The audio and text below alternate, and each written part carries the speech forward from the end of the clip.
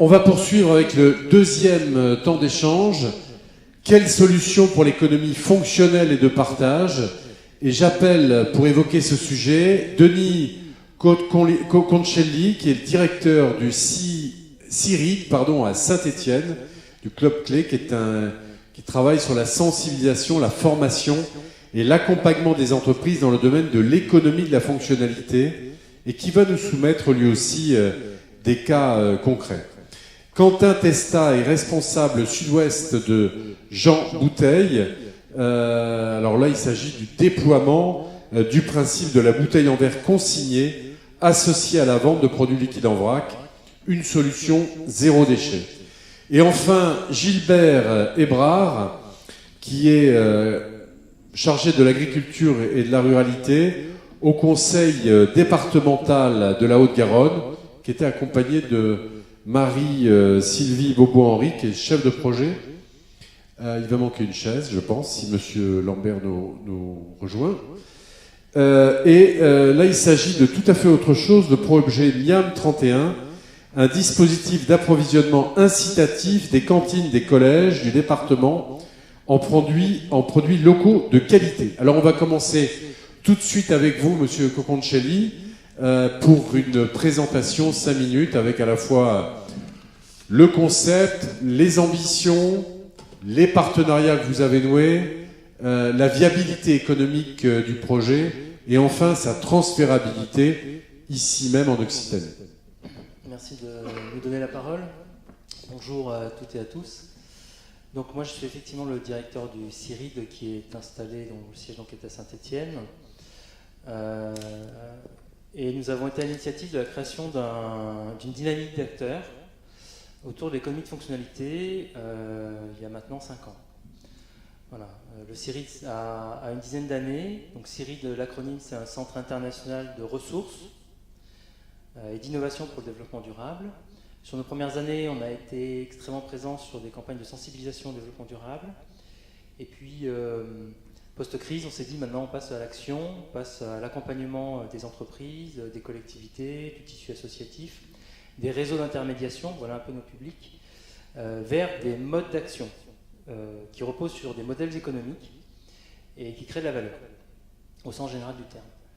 Et dès 2011, on a donc fait un choix qui est ce champ d'action, qui est l'économie de fonctionnalité. Est-ce que j'en dis quelques mots? Est-ce que je refais Allez-y, oui, tout à fait. Quelques repères. Alors, pour nous, c'est une transition. Donc on est bien sur une trajectoire. On utilise nos termes d'étoile polaire. Donc l'économie de fonctionnalité, c'est un système qui est abouti, c'est un modèle économique qui est abouti. Quand on a atteint cette étoile polaire, peu d'acteurs y sont dans le sens le plus puriste du terme. Donc on s'inscrit dans une trajectoire, dans une forme de transition de l'entreprise, transition de la collectivité, de l'aménagement urbain par exemple, vers cette économie de fonctionnalité. Voilà. J'apprécie le fait que vous ayez articulé économie de fonctionnalité, économie fonctionnelle et économie du partage. On verra qu'effectivement c'est intimement lié, je pourrais peut-être l'illustrer à travers quelques exemples. Donc moi le retour d'expérience que je fais aujourd'hui, c'est la création de cette dynamique d'acteurs, ce club d'acteurs, qui est le club clé, club d'acteurs de l'économie de fonctionnalité en Auvergne-Rhône-Alpes. C'est peut-être plus sur ce point-là, c'est comment on monte une dynamique d'acteurs, comment on peut éventuellement la transférer dans d'autres territoires. Et puis peut-être qu'à travers les questions-réponses, vous donner quelques exemples. Mais surtout, allez-y justement, donnez-nous des exemples concrets. Je vais y venir, parce qu'on part d'un modèle qui est complexe. Donc, aller vers des exemples d'entreprise, aujourd'hui, tout le monde a des exemples d'entreprises engagées vers l'économie de fonctionnalité. Moi, je crois que le retour d'expérience, la transférabilité de ce qu'on a fait en 5 ans, c'est de créer un réseau qui maintenant partage un élément de langage, qui demande à se rencontrer, qui co-produit, des accompagnements, des solutions. Et c'est sur ce plan-là, je pense que c'est important de dire comment ce club clé, aujourd'hui, il produit de la valeur à l'échelle d'une région. Ça a été le premier club territorial créé à l'échelle de la région Rhône-Alpes, puis maintenant Auvergne-Rhône-Alpes. Il y en a d'autres désormais en Nord-Pas-de-Calais, en PACA et ailleurs. Mais nous nous sommes inscrits, nous, pour porter ce modèle dans une démarche de créer un collectif. Donc on a fait un lancement en septembre 2011 en disant on va mettre autour de la table des acteurs qui ne partagent pas nécessairement les mêmes points de vue, les mêmes valeurs, les mêmes filières. Donc on a fait venir un pôle de compétitivité comme Viameca, le CETIM sur les industries mécaniques, la Cité du Design qui développe une méthode aujourd'hui autour de l'approche par les usages. Donc on voit qu'il y a une dimension approche par les usages dans l'économie de fonctionnalité. On a fait venir les collectivités, métropoles, départements, régions, ADEME, et on a créé ainsi une forme de club informel. Ça, c'est une autre clé, c'est qu'on n'a pas commencé par créer des statuts, une association, un modèle économique autour de ce club. On a dit on va partager ensemble et créer finalement une dynamique pour amener des entreprises à s'engager. Ce n'est pas la chose la plus simple, on n'est pas dans un travail de consultant, on est dans une démarche d'ensemble. Donc on a choisi une méthode, qui est la méthode Novus 2 maintenant, sur laquelle on a fait une première expérimentation avec 5 entreprises. Donc je vais pouvoir effectivement vous présenter quelques cas. Seconde étape, on a demandé au marché du conseil si cette offre-là l'intéressait, parce que nous, notre vocation, ce n'est pas d'accompagner les entreprises demain, voire même déjà aujourd'hui. Et on a 6 cabinets de conseil qui, sur la région, sont positionnés en disant, nous, ce modèle, parce qu'on arrive par l'éco-conception, parce qu'on arrive par l'innovation technologique, process, on arrive par la connaissance de la stratégie d'entreprise, nous, l'économie de fonctionnalité nous intéresse. Donc, on a aujourd'hui dans notre club 6 cabinets conseils qui sont entre guillemets référents, formés et qui apportent à l'entreprise intéressée un accompagnement. Donc, comment on fonctionne aujourd'hui? On a 25 entreprises qui sont rentrées dans le club clé et qui sont accompagnées, enfin qui ont été déjà accompagnées dès 2013, donc certaines ont déjà opéré leur transition ou sont arrivées à une étape de go-no-go. Alors, je vais vous donner quelques exemples, peut-être, pour l'illustrer. Pardon? Go, no go, on y va, on n'y va pas, quoi. Il faut traduire. Oui, on y va, on n'y va pas. Y aller ou pas y aller. Ouais. Voilà. C'est ce qui nous permet, notamment, la méthode Novus. C'est vrai que depuis ce matin, on a beaucoup de termes anglais, il faut. Le reuse, le recycling, go, no go, bottom up. Non, go, mais. No go, j'ai l'accent, ça va? Go, no go. Ça va, c'est bon, ouais.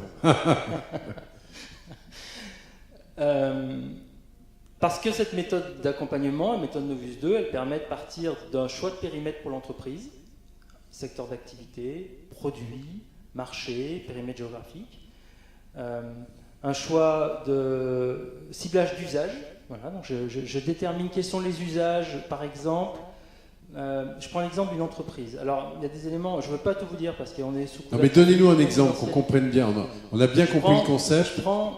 Ouais, je ne vous ai pas dit grand-chose sur le concept. Mais toutefois, je vais vous donner quelques exemples et puis je reviendrai des fondamentaux à ce moment-là. Pas trop, il vous reste 2 minutes. Ouais, je vais vous faire les 25. D'accord. On y va. SAM Outillage, industriel, fabricant d'outillage à Saint-Étienne. SAM, c'est l'oncle Sam, il y a un siècle. Donc fabricant d'outillage, concurrent de fabricants tels que Facom ou autres. Et ils ont développé une solution qui est reconnue aujourd'hui sur le marché, qui consiste non plus à alimenter les... je prends par exemple l'exemple du serrage-desserrage des roues dans un garage automobile. Donc on imagine avec l'appareil venir desserrer le pistolet. Voilà. Il est alimenté par un générateur. Bon, ça c'est une situation qui est connue dans les garages. Mettons-nous maintenant dans la situation d'un usage particulier qui est l'intervention sur le bord d'une autoroute d'un camion immobilisé. Roue serrée, frein serré, bloqué. L'intervenant, il est engagé en termes de performance pour libérer le camion, libérer la voie, mettre en sécurité, et il est engagé sur du temps, sur un temps d'intervention, un temps de remise en état du véhicule et de désengagement de la voie. La plupart du temps, il arrive dans des situations climatiques qu'on peut imaginer, très différentes les unes des autres. Il arrive avec son camion. Il sort cet appareil pour serrer, desserrer, intervenir sur le camion. Il a un fil à la patte. Il a emmené du carburant dans son véhicule pour alimenter cet appareil. Il est en risque en termes de sécurité lui-même. Il a un engagement de performance d'intervention. L'idée, c'est de substituer cet outil par un équipement autonome, alimenté par une bouteille, par exemple, et de pouvoir intervenir de façon plus libre, plus en sécurité.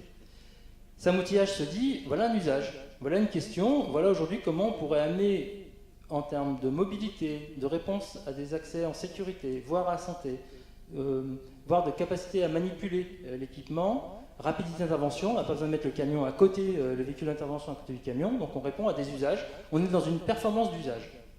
Et puis cet équipement-là, finalement, je vais aller plus loin. Et c'est là que l'intérêt de l'économie fonctionnalité arrive, c'est que je vais rester propriétaire, moi, ça m'usage cet équipement. Et je vais garantir une performance en termes de nombre de serrages, de desserrages, voire de rapidité d'intervention aux techniciens. Et donc cet équipement-là, je ne vais plus le vendre à travers mon réseau de grossistes, mais je vais le proposer en performance. Nombre de desserrages, rapidité de serrage, etc. Et donc ça veut dire que j'analyse bien les usages, j'observe bien les usages de cet intervenant, comme je peux analyser l'intervenant sur un toit qui va venir agrafer, clouer, et là, de la même façon, Sam Outillage va amener une performance d'usage à cet intervenant dans une situation de hauteur, de risque également. Et je vais lui garantir que quand il va en intervention, il est performant. Donc on n'est plus dans une logique de prix. Oui, mais c'est un peu le même système que les... Finalement, je vais vous citer 3 exemples.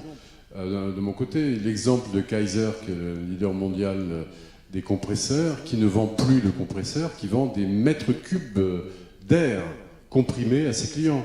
Un autre exemple, les Xerox, qui ne vend plus de photocopieuses, mais qui vend des kilomètres de photocopie à ses clients. Et dernier exemple, que vous connaissez parce que c'est de votre région, Michelin. Michelin ne vend plus de pneus aux transporteurs, il vend des kilomètres parcourus dans les camions. Donc c'est ça, on est dans cette logique-là. On est clairement là, effectivement, on vend de la mobilité, du kilomètre. De la performance. Finalement, on vend plus, le modèle économique se base plus sur la valeur de l'échange, du contrat, dans un rapport coût-qualité-délai, parce que là c'est la triptyque infernale. Ce matin il y a eu des débats sur le prix énergétique, etc. Donc, tant qu'on reste sur cette notion de coût-qualité-délai, on ne sort pas du modèle. On fait évoluer la valeur d'échange vers une valeur d'usage. Très bien. C'est fondamental. Donc ça, c'est le projet que vous avez développé à Saint-Étienne, dont on imagine qu'évidemment, on peut s'en emparer ici en Occitanie. Vous avez bien compris qu'il y avait beaucoup d'intérêt pour tout ce qui relevait de l'économie circulaire. Des questions maintenant, peut-être très rapidement, parce qu'il ne faut pas qu'on prenne trop de retard sur le timing. Michelin sur le temps, pardon. Michelin ou Renault, avec sa location de voiture pour la Zoé, l'ont été contraints par les ressources. L'accès à l'EVA pour Michelin est très aléatoire. Donc, faire des pneus tous les 300 000 km et en refabriquer un, ça nécessitait un volume, un accès à la matière première et à la ressource important. Faisant des pneus qui durent 1 million de kilomètres, donc la même masse de ressources fait 1 million de kilomètres, parce qu'on a oublié de dire que par l'usage, on intensifie aussi la productivité de la ressource mobilisée. Le pneu fera toujours le même poids, je ne sais pas, ça doit faire 50 kg sur certains camions, ça fera toujours 50 poids, mais on passe de 300 000 à 1 million de kilomètres. Et l'entrée, c'était Michelin voyait le danger d'approvisionnement sur sa matière première. Zoé et Renault, avec sa location, certes, ils ont vendu l'idée que vous louez la batterie, je sais, je roule en Zoé, vous louez la batterie et ça fait un prix plus bas d'achat, mais c'est surtout, qu'est-ce qui se passe? Quoi qu'il advienne, ils sont propriétaires de la batterie.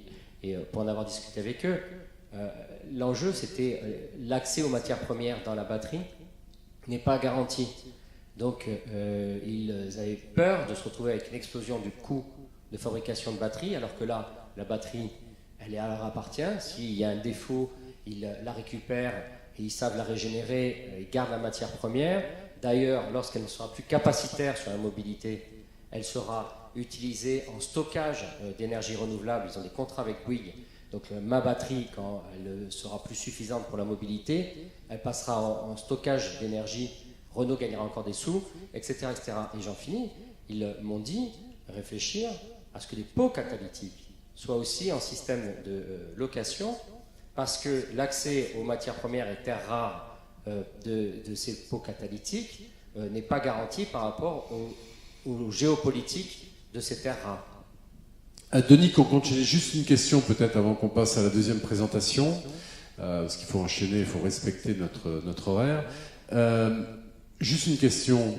On a décrit, là, vous avez décrit votre évangélisation en termes d'économie de la fonctionnalité auprès de PME. On a compris que des grands groupes, à travers les exemples que François-Michel Lambert et moi-même vous montrions, sont déjà à l'œuvre? Est-ce que dans les PME, ce travail d'évangélisation réussit? Est-ce que vous sentez un véritable intérêt?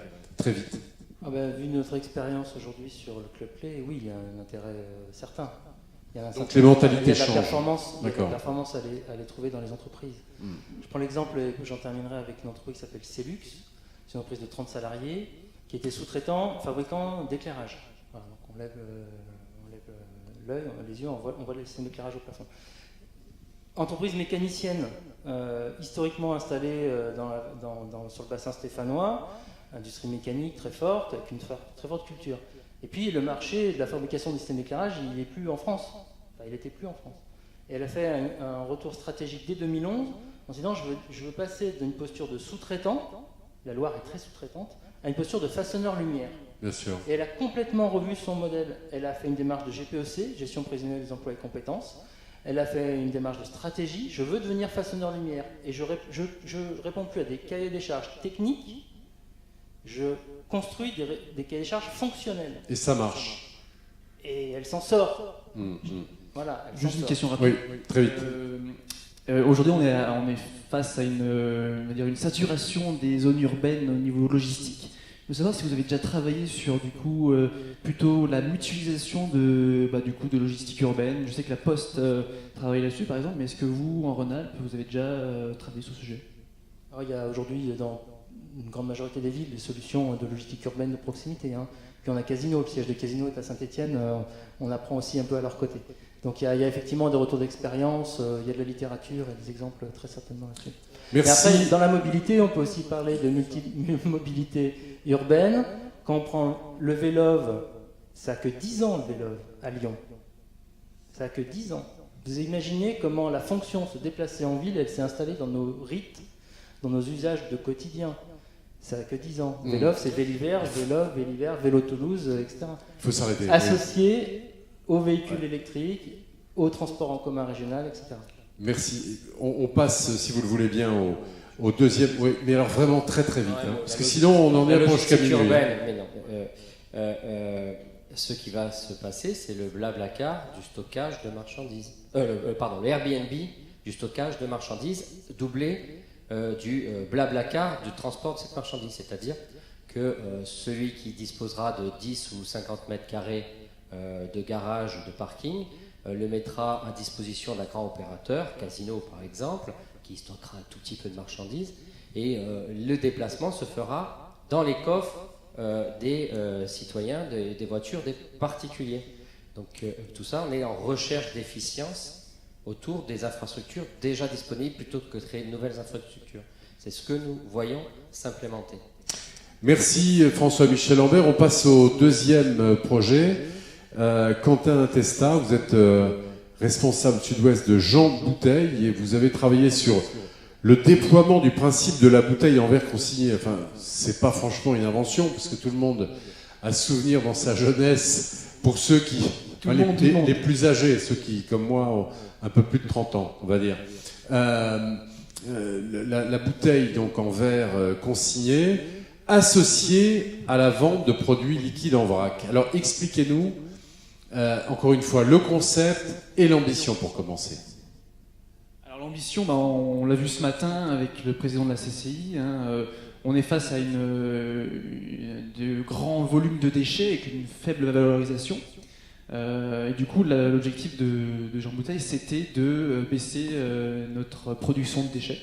Pour vous donner une idée, aujourd'hui en France, on collecte 70% des déchets, 25% des plastiques sont recyclés, le verre est très bien recyclé, mais on est encore sur une collecte de 70%. Comparé à la consigne des bouteilles, qui est dans les chiffres, on va dire, nationaux, on a un taux de retour de 95%, donc déjà beaucoup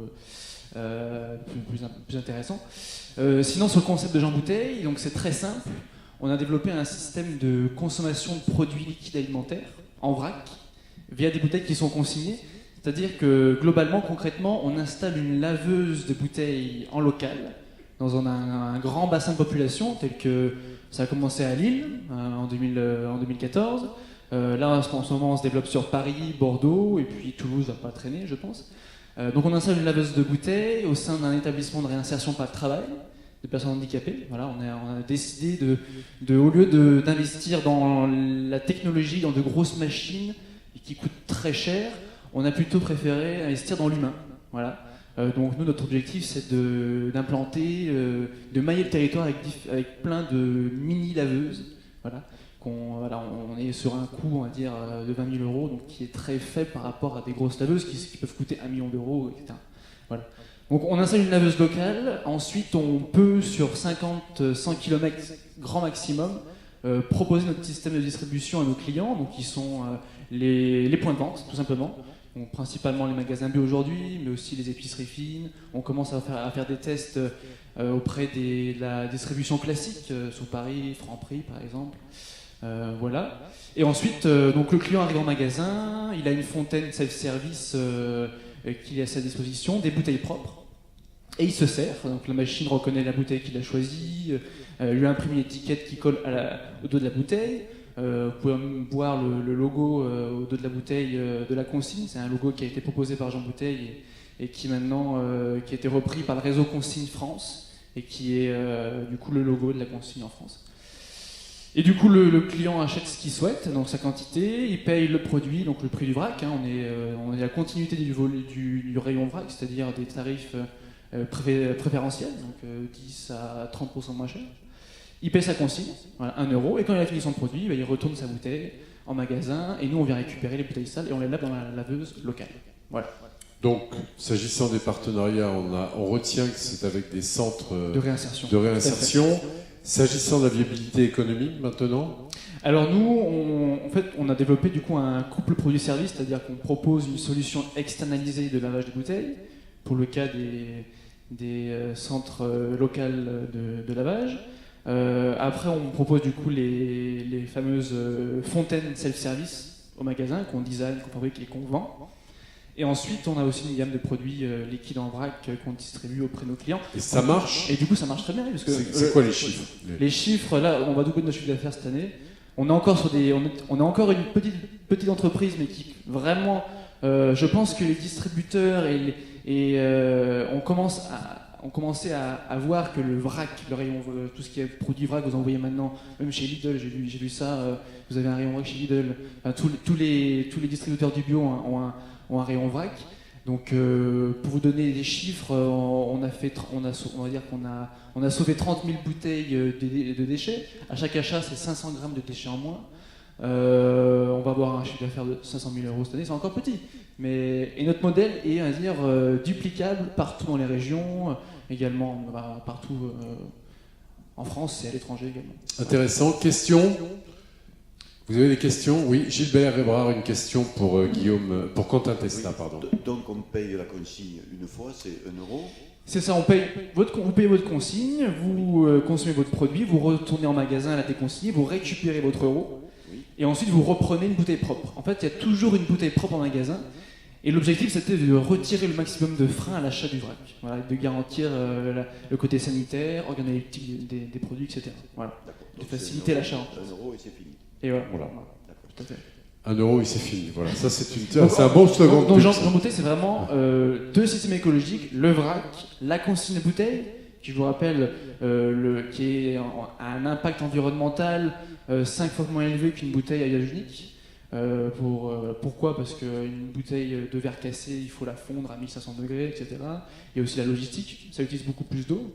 On me pose souvent la question, mais ça utilise beaucoup d'eau la consigne, beaucoup moins que la bouteille recyclée. Denis Cogoncelli. Oui, ça me fait penser à une entreprise qui s'appelle SafeGame, qui était sur des solvants chlorés et non chlorés au départ, et en risque effectivement écologique, parce que très attaqué en Allemagne sur ces produits toxiques, et qui est allé jusqu'à maintenant proposer la solution de lavage, des outillages aux industriels. Donc ils ne vendent plus le solvant, ils vendent la solution de lavage. D'accord? Est-ce que vous êtes posé vous la question, ou peut-être ça viendra, parce que ça en était encore go no go. Cette machine, vous dites, on vend les équipements au point de vente. C'est ça, en fait. Est-ce que vous imaginez un jour rester propriétaire de cet équipement? Peut-être. Donc de dire, je vais le faire. Ouais, sûrement. Déjà aujourd'hui, le consommateur, on n'achète pas la bouteille, on achète la fonction de la bouteille. C'est le principe de la consigne en soi. Mais après, pourquoi pas, oui, pousser le concept jusqu'au bout. Ouais, je pense qu'on est arrivé. Ouais. Bien, bah écoutez, bravo à tous les 4, hein, pour ces projets, et puis bonne route Jean Bouteille et à tout... Ah non, j'allais oublier. Pressé par le temps. Oui, non, mais ça, moi j'ai un chrono dans la tête et voilà, il nous reste. Excusez-moi, Monsieur Ebrard, comment je peux vous faire ça? Non, mais c'est pas Hein, grave. ça fait 30 ans qu'on se connaît. C'est Bon, vrai que je viens pas de loin, mais voilà. quand même, Vous venez d'à côté de Caraman, puisque vous êtes élu de ce canton, pour nous présenter, excusez-moi, ce projet Miam 31 qui consiste en un dispositif d'approvisionnement incitatif des cantines des collèges des départements en produits locaux de qualité. Vous pouvez nous le présenter rapidement? Le concept, l'objectif et la viabilité économique pour commencer. Bien, mais je vais essayer d'abord de cette volonté politique qu'a eu le département, puisque nous avons une forte volonté de soutenir l'agriculture locale dans ce département, et ensuite la compétence des départements, c'est les collèges. Donc on a pensé que pour soutenir les agriculteurs qui font d'excellents produits, certes il y a les Gersois qui produisent aussi très bien, M. Gisbert, mais je crois qu'on a aussi, nous, des agriculteurs locaux. Premier département bio de France, hein, quand même. Oui, mais Occitanie aussi, donc on est dans le même... et c'est ce que j'ai entendu. Donc, un savoir-faire chez les agriculteurs, 6 000 agriculteurs sur le département, et 1 sur 5 aujourd'hui qui travaillent en circuit court. Et puis, le problème dans les collèges, le gaspillage, et apprendre le goût aux enfants des produits qui sont fabriqués. Il y a certes les produits bio, mais aussi les produits tracés, les produits locaux qui sont produits avec d'excellents producteurs. Donc, le souci du département, ça a été de mettre en relation et les agriculteurs, et les intendants ou les cuisiniers de collège, qui n'ont pas du tout les mêmes heures de travail, il fallait les mettre en relation. Donc on a pensé à travers, on le développera tout à l'heure, un système qui s'appelle AgriLocal, qui est un système qui passe par Internet, mettre en relation ces gens-là. Les intendants ou les cuisiniers préparent quelques mois à l'avance ou quelques jours à l'avance leur menu, et pour les mettre en relation, il fallait aussi que les agriculteurs puissent prévoir un assolement pour leur produire les produits dont ils ont besoin. Donc nous avons fait le tour du département, les agriculteurs ont été favorables, les cuisiniers aussi, donc nous avons démarré avec à titre expérimental sur 12 collèges, sur une année, c'était l'année 2012-2013, ça a été un succès, et donc on l'a développé aujourd'hui maintenant aux 84 collèges du département qui ont une cuisine intégrée dans l'établissement. 84 sur combien en tout? Sur 90. 96. Oui, c'est pas mal, ouais. Et on va arriver bientôt à 100 collèges sur les 5 ans à venir. Mais la Haute-Garonne est un département qui se développe énormément, puisque c'est 15 000 habitants de plus tous les ans qui arrivent sur l'agglomération, certes toulousaine, mais aussi aux Garonnaises. Donc, Gilbert, pour bien comprendre, des partenariats avec... Alors, il se trouve que le monde agricole est un monde que vous connaissez particulièrement bien, et pour cause, vous avez été agriculteur. Je suis toujours agriculteur. Vous êtes toujours... des partenariats avec donc les filières. Qui a travaillé avec vous sur ce projet? Alors, c'est carrément l'agriculteur individuel qui D'accord. travaillé, qu'on est allé voir. Spontanément, oui, comme Spontanément, ça. D'accord. qui fait des produits, qui arrive à les vendre aujourd'hui sur les marchés locaux, et ils se sont fait vite une renommée, ils ont leurs clients, mais il y a aussi parfois des produits qu'ils ne vendent pas, ou ils peuvent produire davantage. Je crois que c'est une économie qu'on apporte à travers ces marchés-là. Alors, la viabilité économique, ou plutôt, je dirais, les aspects budgétaires, ça représente combien ce que vous avez fait en termes de surplus par rapport aux formules traditionnelles que vous connaissiez jusqu'à présent? Alors, aujourd'hui, c'est 51 000 collégiens, c'est plus de 6 millions de repas que nous servons par an. Donc, il y a quand même un marché potentiel par rapport à cela. Donc, les agriculteurs sont bien sûr intéressés. Leur souci, c'était de les mettre en contact. Comment ils apprennent à se connaître et comment ils peuvent travailler avec leurs produits. Alors, le système par Internet, et aujourd'hui, les agriculteurs ils travaillent énormément là-dessus aussi, se mettent en relation là-dessus. Le cuisinier consulte AgriLocal, qui a été un concept qui a été développé par la Drôme et je crois et le Puy-de-Dôme au départ, qui aujourd'hui est sur 24 départements en France, donc c'est un produit qui se développe. Ça leur permet de se rencontrer, et je vous cite un exemple concret. Le cuisinier a besoin, je prends les concombres, c'est ce qui est peut-être le plus facile, 150 concombres, il va sur Internet, il y a un producteur en a 50, l'autre en a ça, et ça leur permet comme ça de... Mais il y a un surcoût pour la collectivité, non? Alors, le surcoût pour la collectivité, c'est simplement l'adhésion à AgriLocal, qui leur permet ce site Internet de communiquer, et ça, c'est le département qui l'a pris en charge pour mettre à disposition des... Combien? C'est 24 ou 25 000 euros, je crois qu'on paye. Voilà, en fait, on adhère à une association nationale. Cette association, il y a un coût forfaitaire qui est de 10 000 euros et après un coût au-delà qui est en fonction du pourcentage de la population du département. D'accord. C'est une volonté politique des départements d'inciter l'approvisionnement local.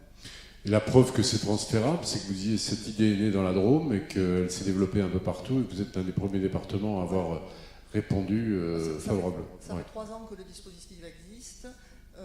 Sur l'Occitanie, il y a l'Hérault qui a été un des précurseurs maintenant. Il y a l'Aude qui adhère, nous, et donc la Haute-Garonne. Mais juste une question, bon, vous parlez de concombres, on peut parler de melons, de tomates, etc. Il y a quand même un problème de saisonnalité. Si votre cuisinier, il lui prend l'idée de commander des concombres au mois de janvier, ça va pas être facile, là. Oui, non, mais je crois que les cuisiniers, et au niveau du département, on va les former aussi, parce qu'il n'y a pas que les... À la saisonnalité. Il y a la saisonnalité, mais ça, bien sûr, on en tient compte. Mais c'est aussi par rapport à des produits carnés, essayer d'utiliser toutes les pièces, que ce soit d'un poulet, que ce Bien soit sûr. d'un bovin, etc. Apprendre à utiliser tous les morceaux, les bas morceaux qu'on utilise très peu en France, etc., etc. Et puis, je crois qu'à travers cela, et on s'en aperçoit, ça commence, on a beaucoup de gaspillage en moins, parce qu'on s'est aperçu dans les collèges que beaucoup de plateaux partaient directement à la poubelle parce que le goût n'était pas là. Et je crois qu'il faut leur faire reconnaître aussi à nos collégiens, enlever le poisson carré et le steak frites. Il y a des bas morceaux qu'on peut utiliser. Il y a d'excellents produits qu'on peut faire. On a des cuisiniers qui sont compétents, qu'on forme là-dessus aussi. Et voilà. Alors maintenant, la prochaine étape, la prochaine idée que l'on a, c'est que ces gens-là se rencontrent par Internet. On va les faire rencontrer de visu pour qu'ils s'apprennent à se connaître. Et le département se retire dans ces cas-là. AgriLocal leur permet de continuer. Et on souhaite aller, quand on aura pris notre vitesse de croisière, aller plus loin avec AgriLocal, éventuellement sur les maisons de retraite, sur les crèches, Bien sûr. etc., etc. Sylvie Bobon-Henri, un complément? En fait, l'outil est aussi un prétexte à animation, à éducation justement au goût. C'est un outil, mais qui nous permet aussi de sensibiliser d'un côté les agriculteurs, mais aussi les responsables des collèges à l'achat local, à la saisonnalité. L'outil nous sert de support pour mettre en relation les gens, mais après, derrière ça, il y a tout un contexte d'animation nécessaire pour le faire vivre et pour sensibiliser les gens à ça. Ça rejoint ce qui était dit ce matin sur la nécessité d'impliquer, ce que disait également François-Michel Lambert, d'impliquer tous les acteurs et jusqu'aux consommateurs. On le voit d'ailleurs un peu, c'est aussi la démarche de Jean Bouteille et la vôtre, Monsieur Coconcelli. C'est pas seulement l'affaire des industriels ou des collectivités, c'est toute la chaîne qui est impactée et impliquée dans l'opération. Merci. Une question de François-Michel Lambert, de Quentin Tastet et de Quentin Testa, pardon, et de Denis Coconcelli. Une question toute petite, parce que après on a l'horaire qui est. Sinon, je vais vous oublier. Oui, l'importance du numérique, on le perçoit. J'ai rencontré une start-up, le nom me reviendra, qui se propose d'être un peu en aval ou en amont ou de s'intermédier pour le gaspillage alimentaire. Pour les cantines ou les collèges, les cantines d'entreprise, il propose aux consommateurs de choisir le menu et les quantités qu'il prendra quelques heures avant, et que cette information arrive en cuisine pour éviter les pertes, parce qu'on pensait que tout le monde allait manger du bœuf ce jour-là, et puis tout le monde s'est précipité sur le poisson et on jette le bœuf. Je fais très vite, mais il y a énormément de data qui se construisent autour de ce projet, et ces data, elles viennent nourrir, si je puis dire, les pilotages les plus fins pour faire baisser le gaspillage alimentaire. On estime entre 30 et 60 centimes par plateau, suivant qu'il est subventionné ou pas, 30 à 60 centimes le gaspillage alimentaire. Donc il y a des marges économiques assez importantes. Et l'informatique, le numérique, la révolution de l'information apporte des solutions. On le voit là, dans cet exemple-là. Oui. Donc il faut tenir les prix, parce que c'est des prix qu'on répercute aux parents, et il y a des prix qui sont fixés dans les collèges qu'on ne peut pas dépasser. Et pour avoir fait le tour avec Sylvie sur les territoires et rencontrer les cuisiniers et les agriculteurs, on achète les produits, ils s'en sortent mieux en achetant directement aux producteurs qu'aux grandes centrales. C'est intéressant. Moi je craignais que les produits soient plus chers. Bien sûr, oui. C'est quand même un produit qui demande beaucoup de main-d'œuvre et on s'en sort mieux par rapport à cela. La question de Quentin Testa. Juste une petite note sur le plateau et sur l'ensemble de la journée. On a beaucoup parlé d'économie, de rentabilité, d'environnement, mais j'ai pas beaucoup entendu parler d'emploi. Mais je pense que l'économie circulaire va jouer un grand rôle sur cette question-là, et le local en est une. Chez Jean Bouteille, à chaque fois qu'on installe une unité de lavage locale, on crée un emploi en CDI, et puis on permet à des personnes en situation de handicap d'accéder à un emploi stable et adapté. Et du coup, donc c'était juste pour dire ça. Et ma question, c'était, là, le 4 octobre, le Sénat a voté en touche la réglementation sur les 40% de local et les 20% de bio. Est-ce que cet outil, qu'est-ce que vous allez faire? Est-ce que vous allez mettre en place et favoriser quel est votre avis là-dessus? Et est-ce que vous avez déjà mis en place des pourparlers? Oui, alors si on imposait 40% de produits bio dans nos collèges aujourd'hui, on n'est pas capable de les produire.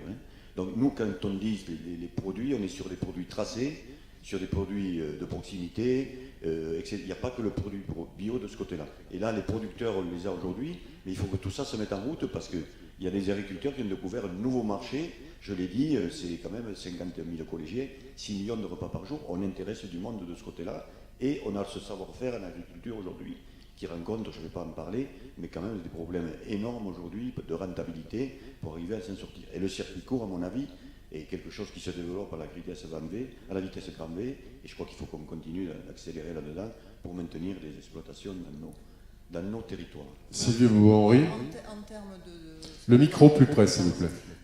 Oui, voilà. Nous, en termes d'objectifs aussi, c'est en offrant de nouveaux débouchés, de nouveaux marchés, on favorise l'installation, on espère favoriser ainsi l'installation de maraîchers, de jeunes, pour qu'ils aient de nouveaux débouchés. Allez, la question maintenant de Denis Coconcelli. C'est un point d'information, je profite de ma présence ici. Le CIRID et l'Institut de l'économie circulaire, depuis un an, sont à l'initiative d'un projet. C'est simplement un point d'information très rapide. On a monté une plateforme qui s'appelle économiecirculaire.org.